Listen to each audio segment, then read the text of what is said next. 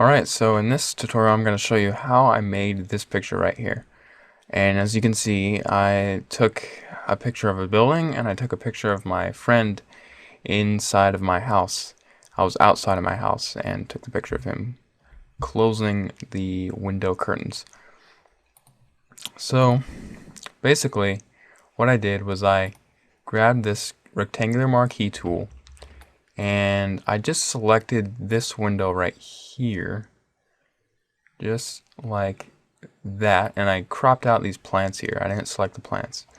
And then I clicked the add layer mask button, and that just masks out everything that I didn't want.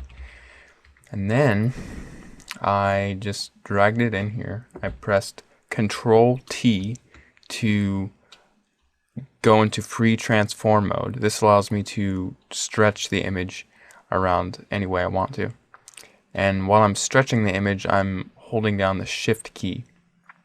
So I'm going to hold down the Shift key to preserve the aspect ratio of this picture. And now I'm just going to, it's hard to see that. I'm just going to place this in the window as best as I can. And let's get in just closer so we can see good. And you know what? If I did stretch it, no one will know. So I'm just going to do that. I'm just going to stretch it so it fits just like that right there. Okay. So now we have, we have a few problems. The color's off a little bit.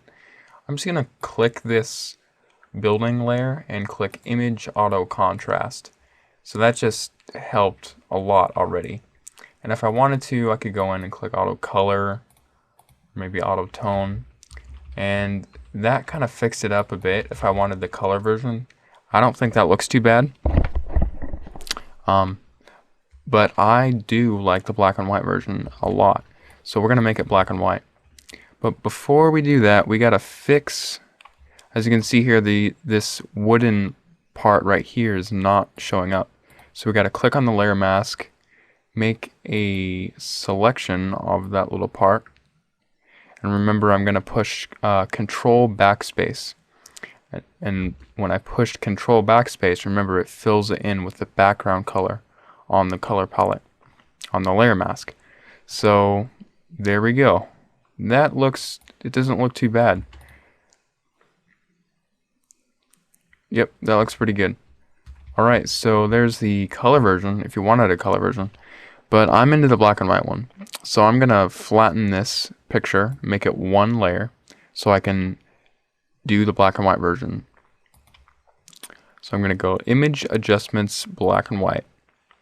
And now usually when I do this, I just go through these presets here and just pick one that I like. And as I remember, I think the green filter was the one that I liked the most. But there was also another one. The infrared one is pretty good. Or maybe it was yeah, it was infrared. So the reason why I like infrared is because it makes each room pretty dark, but it makes this room really bright looking because it's taking the yellow tones and it's brightening up the yellow tones, but it's darkening all the other tones. But really, I'm going to go with the green filter for right now. Actually, you know what? I'm going to go with the... I do this all the time. I go back and forth. Sometimes when you go to the infrared version, you'll see that it makes a lot of noise on the picture. So... But dang, it looks so good though. I'm going with the infrared one for right now. And that is the black and white version. Now what I can do as well is go into my image adjustments curves, or I could use levels, either one, and then just making a little S curve here to increase the contrast a little bit and make it look really kind of dark and grungy looking. And that's that. That's how you put a person in a room where he wasn't there before.